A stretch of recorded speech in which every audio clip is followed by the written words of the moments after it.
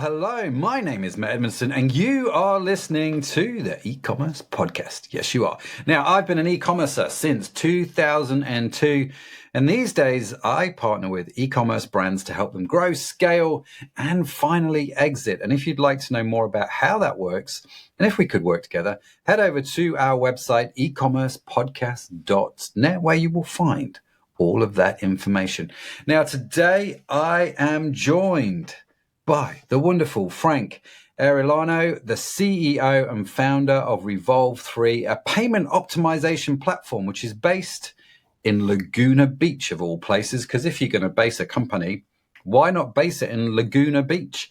We're tackling what I think is a massive hidden problem for subscription businesses: involuntary churn. Now, we're going to learn what this phrase means, but it's the thing, that sort of painful situation where your loyal customers aren't actually choosing to leave, but they just can't pay you because of some payment processing glitch. And you know what?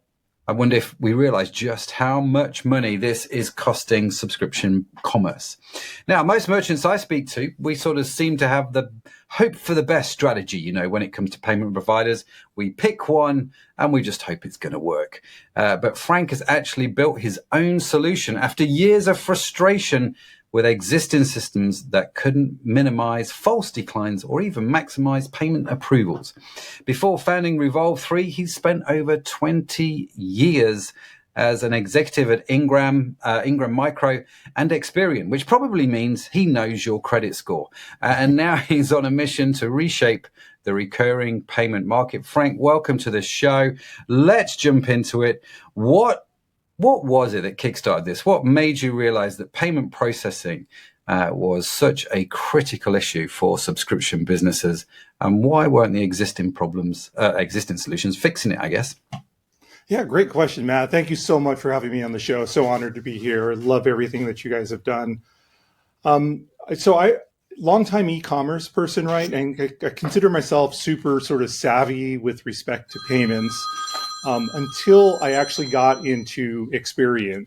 Yeah. And just to give you some perspective, I ran business operations there for their consumer business.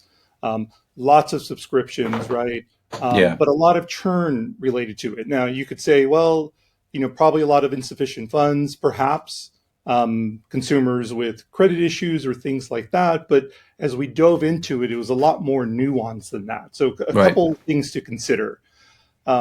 On average, 10 to 14% of e-commerce orders decline, right? Here's the crazy thing. About 2/3 of those declines are what the industry calls false declines. So those are valid transactions that should have been approved. If you want to put that in perspective, last year, 2024, that was $600 billion worth of transactions. And that was just on my website, Frank. Probably. So it was interesting when I got to Experian and looking through the churn, and we wanted to do get better at the voluntary side, right? Do we have the right offers in place? Is it a value to the customers and that sort of thing? But a large majority of that churn issue was related to that involuntary side, and the majority of it on the payment side. So hired some management professional payments people in, had them show me all of the data, the decline codes. We did a bunch of analysis, and we weren't effectively managing that, right? We had tried to implement a Dunning solution, which is just, maybe brute force trying to retry those transactions if they declined. That was not effective. Lots of different things, and ended up ultimately building our own bespoke system to help manage and optimize it. Now, here's a bit of secret around this stuff. The quality of data that you pass in that transaction matters significantly. Payments is built on a game of trust, right? So the issuing bank has to trust that consumer is buying that product in that region for that price point to approve that transaction. And there's a lot of different parts of that ecosystem, right? You got the merchant, they're using some sort of platform, typically going through a payment gateway, then to the acquirer and processor, through the networks to the issuing bank. Everybody has a different set of fraud rules along the way. Right? And so there's lots of different steps in where that can go wrong. We found that owning all of that transaction throughout and establishing that trust with that issuing bank significantly improved our numbers, and also having raw response code data from those issuers to know how to optimize. Everybody has different error or decline codes or things like that, and knowing what that actually means and how to process that transaction. So does that mean then, Frank, if I'm listening, if I'm getting this right, and help me understand, one of the big problems that we have with our payments then, and I mean, these stats are horrific in the sense that it's 10 to 14% of our transactions will get declined. It's not because of insufficient funds. I must have had 2 or 3 declines this week on a card, which I know is fine, right? For whatever reason, my Monzo card wasn't working. So that creates annoyance. Do I keep going or do I do something else is another question. That totally amounts to $600 billion in lost revenue. So 2/3 of the declines are because of what you call false declines. Now, is this because there are too many wheels that are trying to turn? There's too many people involved. There's that phrase, isn't there? Too many cooks spoil the broth kind of thing. Is that what is happening? I mean, your system aside, but am I hearing that right? This is predominantly what you are having experience. You've got 3 or 4 people in that daisy chain, all with different thoughts, all with different ideas, all with different codes, all with different fraud mechanisms. And at some point, one of those goes wrong, and so it gets declined.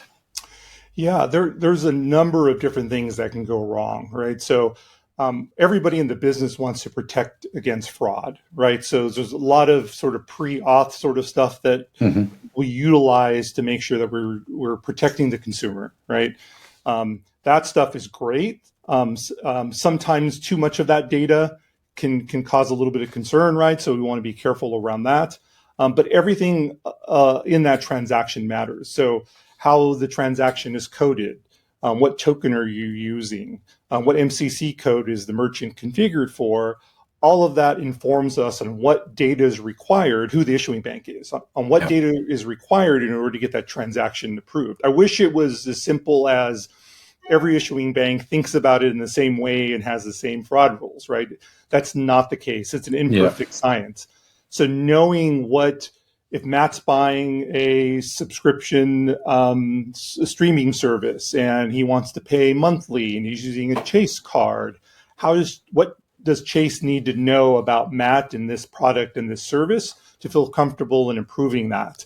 You can spend years analyzing data and trying to figure that out, and you can get incremental lift for sure, but that's expensive, right? Yeah. And what we've done is sort of built that platform in place that uses AI and lots of data and fraud rule input and decline code input from the issuing banks to figure out what the best data package to send to get that approval. So it sounds, and this is why I think it's what we said right at the start, the sort of the hope for the best strategy, right? Because all of a sudden you've opened Pandora's box. It's got really complicated in many ways. At least for people like me that maybe don't know about your service or I'm using a different service. I'm like, actually, I've got enough trouble thinking about the changes to the meta algorithm.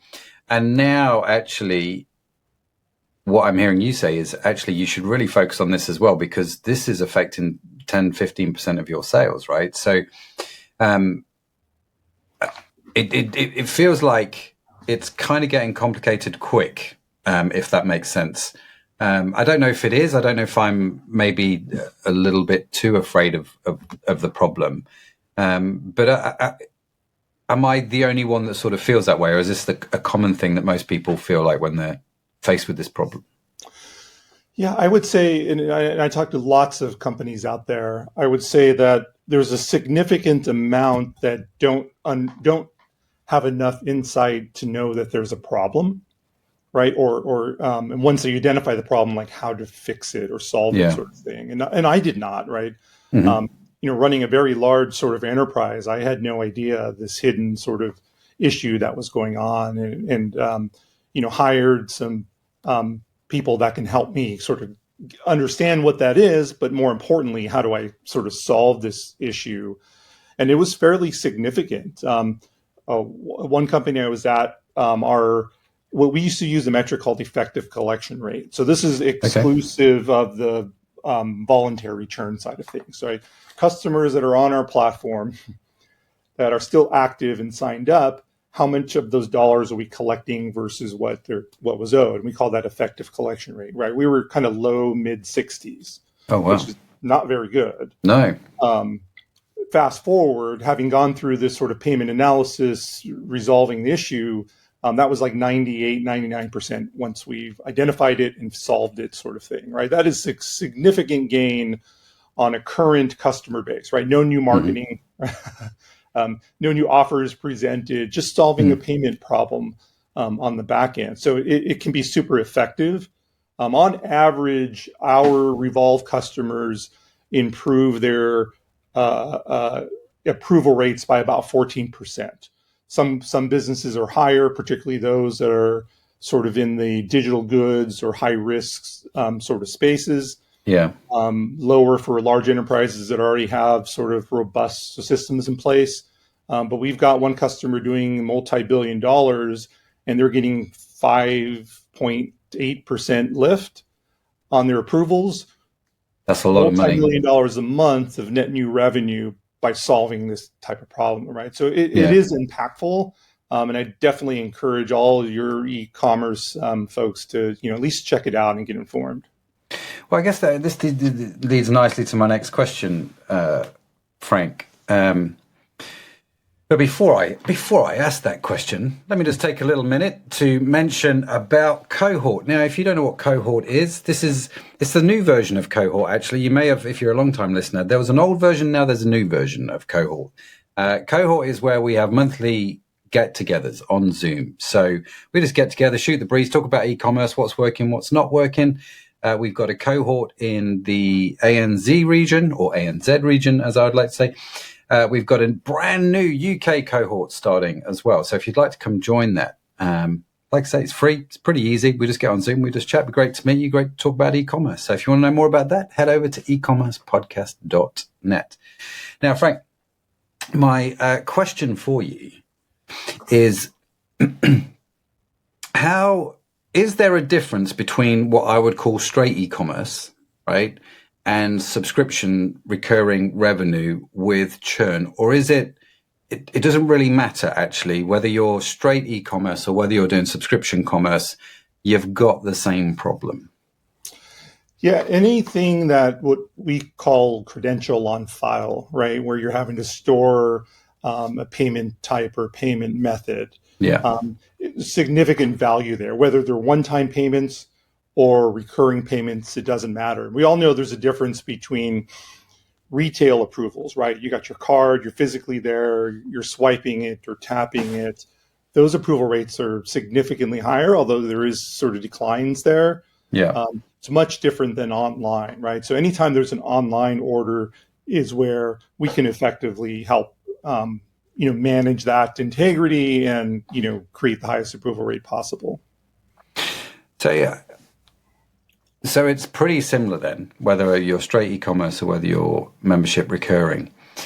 Where does things like Apple Pay and Google Pay, where do they impact this? Do they make it better? Do they make it worse? Do they not really have any difference? Like if I've got, a Shopify site and it's got, pay by Apple, rather than putting your credit card details, which is obviously becoming more and more popular. Certainly for me, because I'm lazy, right? And so does that make a difference? It's the same result. I mean, if you think about what a digital wallet is, right? You're just storing those credentials in that wallet. And the digital wallets are significantly rising, right? I saw WorldPay's global payment report, which came out this week, talked about the rise and the use of digital wallets. But that's effectively just a card that's stored there that's being used. So whether you put your Chase card there, you use your Apple Wallet or Apple Pay to sort of tap. I'm still taking that Chase issuing card, running that account through, a processor and such. So the rules don't change that or help that in any way. So that surprised me a little bit, because obviously with Apple Pay, there's the whole biometric thing, isn't there? You've got to do your Face ID or scan your thumbprint for Apple to go, yes, this can actually be taken. There's sort of, I mean, going back to your original comment about trust, there's that where I would have thought there was more trust in the system by doing that versus just putting in a random credit card number. Yeah, but fraudsters know that they can get the credit card number and the expiration date and even the CVV in some cases, right? Load that into an Apple Wallet. That doesn't mean it's an auto approval, right? If I steal Matt's credentials, I take a photo of your card without you looking. I save that in my Apple Wallet, and then I, fly somewhere else and try to buy a product. I mean, that's still, a fraudulent order that the bank wants to find out. I didn't even think of that wouldn't have entered my mind. But now I've got a new hobby for when I go on holiday. Let's photograph as many cards as we like. So what you're talking about then, Frank, obviously you've got your own technology, which I, is I'm sure is wonderful. I don't personally use it. But not out of choice. It's just because I've really just found out about it recently. But so, you've got your technology out there. What other options do we have for our e-com businesses? Let's do this in chunks. Let's talk about SMEs. Let's talk about a guy who's running an e-com business, turning over $500,000 a year, maybe $1 million. What can they do? Because obviously they've not got the budgets to go and employ the very clever people which you employed when you were experienced. So what's good for them? Do they go to companies like yours? Are there other things that they should think about first? Yeah, and that's effectively what we've built with Revolve is if you think about us, we're sort of this payments platform that does orchestration, optimization. We're connected to all of the major payment processors out there. But we also bring a wealth of industry knowledge that's kind of built in that platform, right? So the whole goal with Revolve was to kind of replace those deep payment experts that you had to hire, and build it within a platform, so that certainly large enterprises benefit, right? We have a lot of those types of customers, but really make it available for those SMBs and those mid-market type of companies, which is why we built a lot of plugins to like Salesforce Commerce Cloud, a lot of those e-commerce platforms that are out there. Our Shopify plugin is worked on, going to be launched soon. But that allows you to sort of utilize Revolve with just a selection in your configuration and then start processing. And the level of sort of analytics we have behind all the metrics that we're talking about, right? To see how effective your business is in managing those sort of declines and that sort of thing, but also get a lot of insight to what others may be doing in other industries like you as well. Yeah, no, that's fair.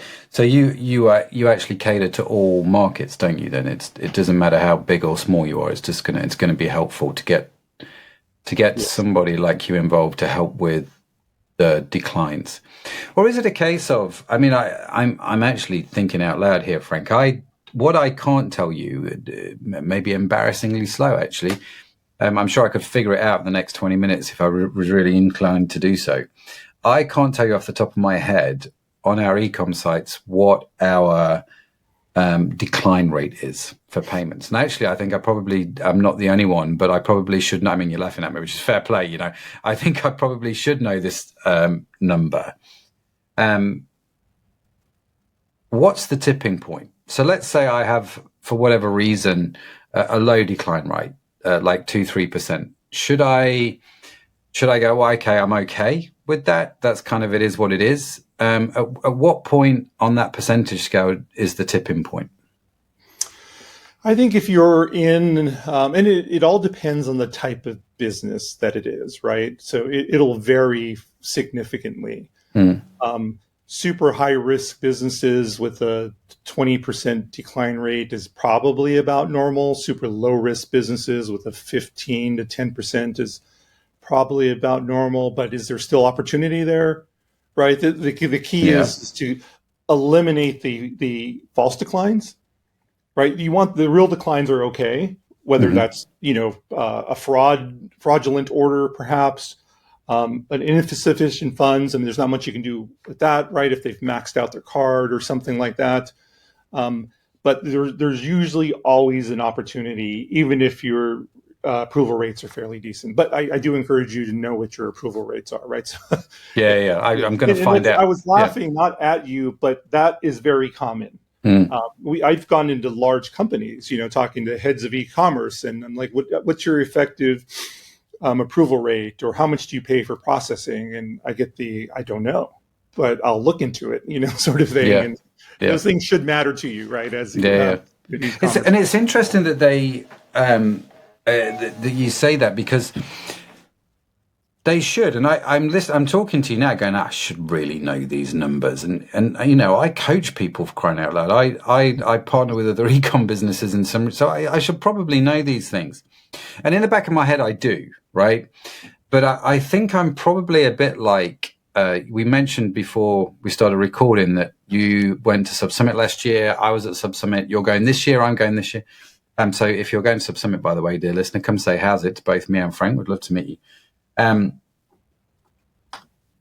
I'm aware that you've created this this dichotomy between involuntary churn and voluntary churn, right?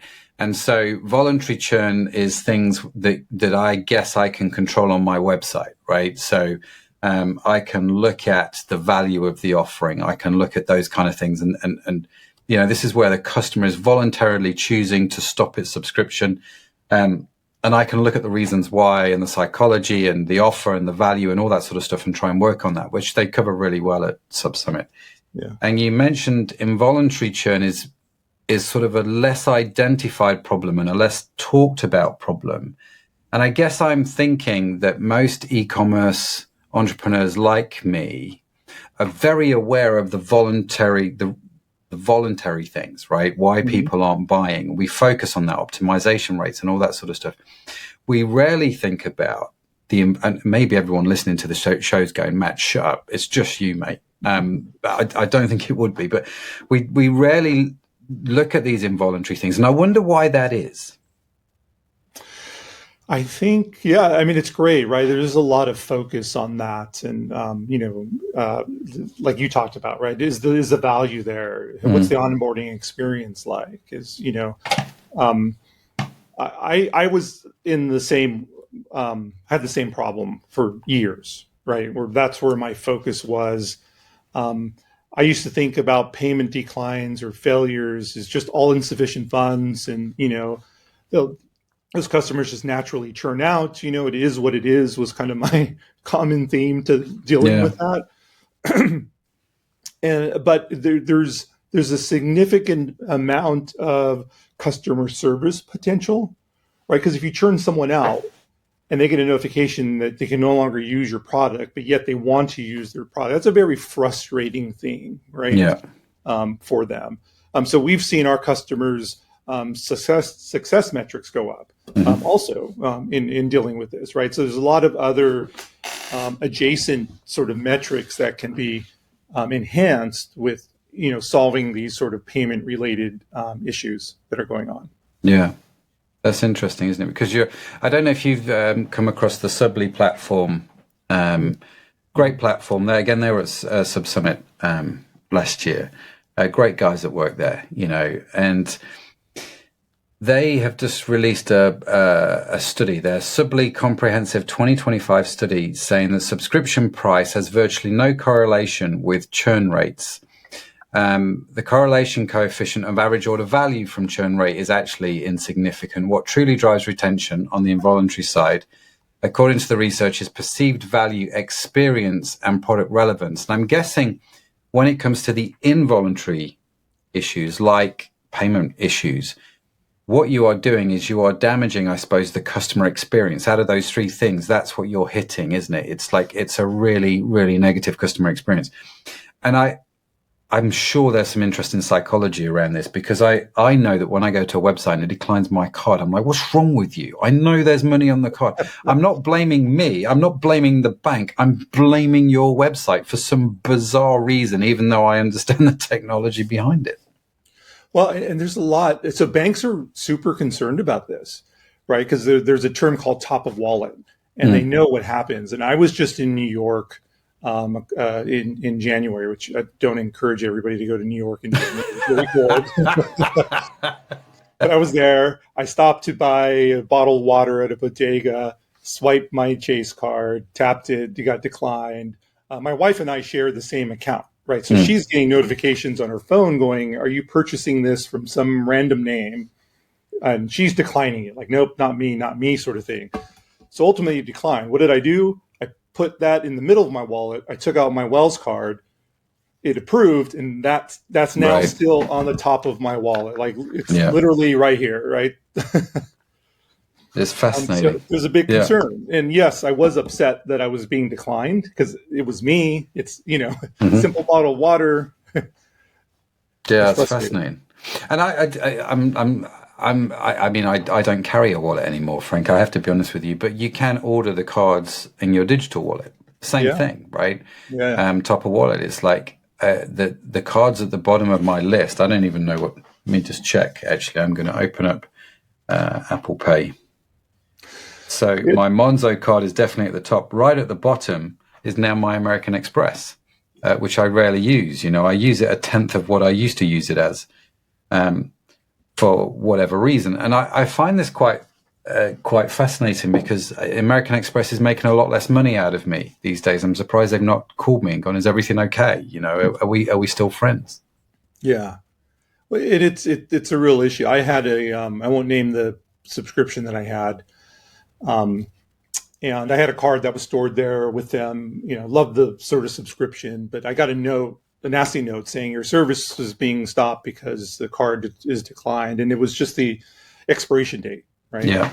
Which told me as a payments person that they're not subscribing to Account Updater, right? Which would have updated that so with their credential on file order.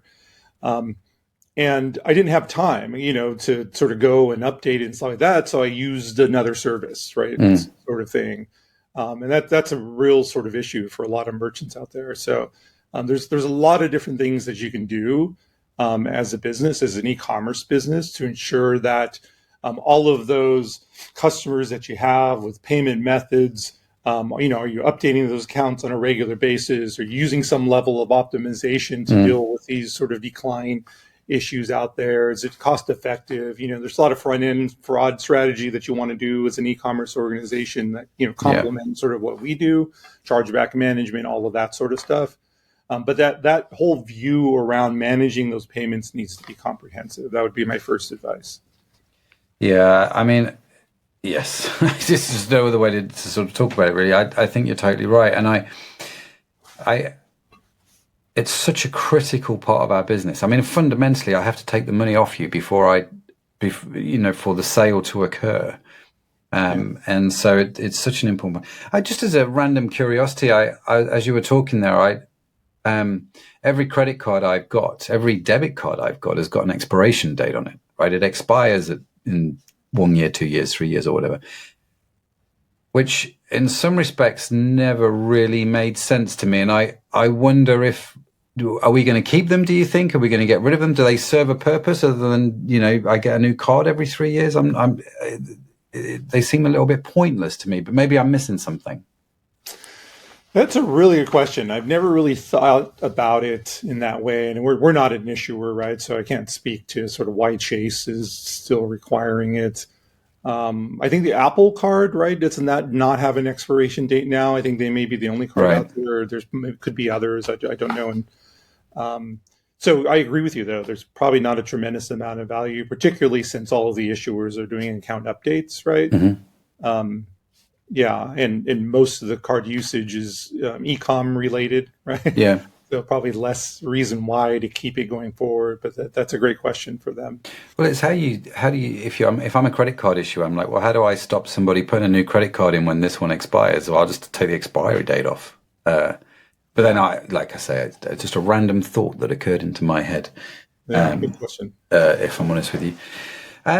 Frank, whilst we're here, let me do this thing. But whilst I remember, I like to ask my guests for a question, right? And this is where you're going to ask me a question. I'm going to take that question and I'll answer it on social media. So if you're listening to the show and want to know how I'm going to answer for Frank's question, or in fact any other question I've been asked from my past guests, come follow me on LinkedIn. Connect with me on LinkedIn even. Don't just follow me. Connect. Say, how's it? You can find me at Matt Edmondson. So, Frank, what is your question for me? What's your approval rate? You know what? I should have seen that one coming. What's wrong with me? Brilliant. If you want to know what my approval rate is, come find me on LinkedIn and I will tell you exactly. What we've talked about then, the false declines. Frank, what are some of the things that we should be thinking about around real declines? Because I know for a lot of merchants, chargebacks are an issue. For me, it's always, I remember the first time we sent an order out to somebody and we found out it was a fraud, and I was just really angry. The injustice of it, not the money, but just how dare they, What sort of things can we do on that side of the equation? Yeah, great question. I always encourage our merchants or customers, which are e-commerce businesses, to have multiple payment methods, right? Because you're going to have a problem. You're going to max your card or something, but you still want to keep the service in some sort of way, or the expiration date issue comes up. To have a secondary form of payment, that's always helpful, right? I encourage them to make that voluntary with their customer base, but that is something that can be super effective. Having other forms of payment methods, right? Debit is a great solution. Other options out there, some of the BNPL stuff as an option, right? Because that can help, keep that customer retention going. So look at many ways like that. Yeah, that makes a lot of sense. Have multiple methods, because I just from experience, I can tell you if a credit card doesn't work, I'll just use PayPal, or whatever, it makes sense for us. I appreciate how we do it in the UK is different how you do it in the States, slightly in some respects, but I'm just thinking on our websites, we definitely have, I do know we have multiple payment methods. I'm going to check. Yeah, and we always include those. It's really interesting, actually. I don't know if you've seen this in the States as much as we see it. I've seen it here. But the rise of people or companies like Klarna, where you'll go onto the site and instead of paying $100, I can go and sign up to like 4 payments of $25. And Klarna charge me a percentage fee to offer this, but it helps with conversion with clients. And so obviously then Klarna pay me. There's just another form of method. I make slightly less money, but does it increase conversion enough? Do you have those in the States? I'm assuming you do. I'm assuming we rob the idea from our American cousins, which is normally what we do. How have they impacted, I guess, what you guys do? I mean, they still utilize sort of credit rails for some of their products, right? So it doesn't really sort of affect us anyway. And I'm a big proponent of having multiple payment methods out there, even something that doesn't sort of run through our rails. I think it's an effective customer strategy, and I use them as a consumer, right? Signed up for my son's in club basketball, which is very expensive, right? And I'm like, I can spread this stuff out for 4 months instead of it sort of a lump sum. So it was fantastic. I loved it. Yeah. And in some respects, from the consumer's point of view, it's a no-brainer. I've just got an interest-free loan for 4 months, even though if I've got the money, I'll just, not that, well, I say you're not going to earn interest. Of course you are, but it's going to be negligible. But, I was a good friend of mine who passed away a few years ago, and he passed away at a good old age, and he made millions, Frank. And when I say millions, I mean millions, on the basis of this sort of these minute numbers of savings over 4 months. Do you know what I mean? He realized he owned supermarkets. He thought, well, if I leave the beans on the pallet and I don't take them off, then I've saved myself a penny a tin of beans. Do you know what I mean? It's simple things like that. Really fascinating how his sort of cost mentality worked. So before we wrap up, if you have found this episode insightful, I'd like to invite you to our weekly newsletter where There'll be the show notes, of course, the standard stuff in there, but we expand on the topic. We're going to look at this in a lot more detail. I like the podcast. I love the podcast. I love the format, but it is limited in some respects. It's brilliant for big ideas, but the newsletter is where we can really break things down step by step. And of course, you can sign up for that on the podcast website, ecommercepodcast.net, or the link will be in the show notes. But Frank, listen, I'm thoroughly embarrassed because I don't know my payment decline rate. I'm assuming that I'm not the only one though listening that has that problem. So we're going to go away and find it out. But if people want to know more about you, want to dig into the topic a little bit further, maybe got questions for you, maybe they want to know about Revolve, what's the best way to sort of connect and find out more? Yeah, I would say go to our website. We got a lot of sort of helpful information, white papers, that sort of thing. It's revolve3.com, revolv3.com. Or shoot me off an email. Happy to sort of, assess where you are. So frank.arellano, Arellano, at revolve3.com. Fantastic. We will, of course, link to those bits of information in the show notes as well. So if you're on a podcast app, just scroll down and click the link and you'll go straight. Are you on LinkedIn, Frank? I am, yeah. Excellent. We'll include that as, do you do LinkedIn, or you just, I have it because you're supposed to have it when you're in business, or are you a big fan of it? Yeah, I'm a big fan. I love the messaging in there. I use that quite a bit. Yeah. I've definitely been more active in the last 6 months on LinkedIn than I think the rest of my entire life, and I'm quite a big fan. Frank, listen, thank you for joining us. Before you go, though, for the listeners that have stayed with us this far, we have a new section here on e-commerce podcast called Saving the Best Till Last. And this is where I say to my guests, Frank, what's your one tip?